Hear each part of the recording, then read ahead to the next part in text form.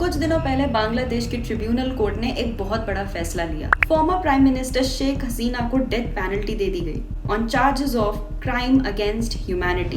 Court के बाहर बहुत हेवी सिक्योरिटी थी, बैरिकेड्स लगे थे, प्रोटेस्टर्स थे और शेख हसीना का जो एंसेस्ट्रल घर था उसके पीछे भी बहुत सारे क्लैशेस हुए। लास्ट ईयर के स्टूडेंट प्रोटेस्ट के बाद शेख हसीना ने सिक्योरिटी फोर्सेस को रिस्टोर ऑर्डर का आदेश दिया, लेकिन तब तक सिचुएशन हाथ से निकल गई और रेडिकलाइज्ड लोगों ने इस प्रोटेस्ट को हाईजैक कर लिया। यूएन के हिसाब से क्रैकडाउन में 1400 सिविलियंस मारे गए हैं और ट्रिब्यूनल का ये कहना है कि ये सब कुछ प्लान्ड था, इसलिए नतीजा एक ही निकला है, डेथ सेंटेंस। अब शेख हसीना ने तो इस वर्डिक्ट को रिजेक्ट कर दिया है, ये कहते हुए कि ये फेयर नहीं है। उनके स्टेटमेंट के हिसाब से ट्रिब्यूनल रिग्ड है और पॉलिटिकली मोटिवेटेड है और उन्हें अपना खुद का लॉयर भी चूज नहीं करने दिया गया। और इसी स्टेटमेंट में शेख हसीना ने ढाका को एक और चैलेंज दिया है कि अगर आप एक्चुअली में चाहते हैं कि जस्टिस हो तो इस केस को इंटरनेशनल कोर्ट ऑफ जस्टिस में ले जाया जाए। ढाका ने फिलहाल के लिए इस रास्ते को नहीं चुना है। नए रूलर्स एक इस्लामिस्ट बांग्लादेश पुश कर रहे हैं जो कि लिबरेशन लेगेसी से बिल्कुल अलग है। वहीं हसीना की पार्टी आवामी लीग ने नेशन वाइड लॉकडाउन को भी बुला लिया।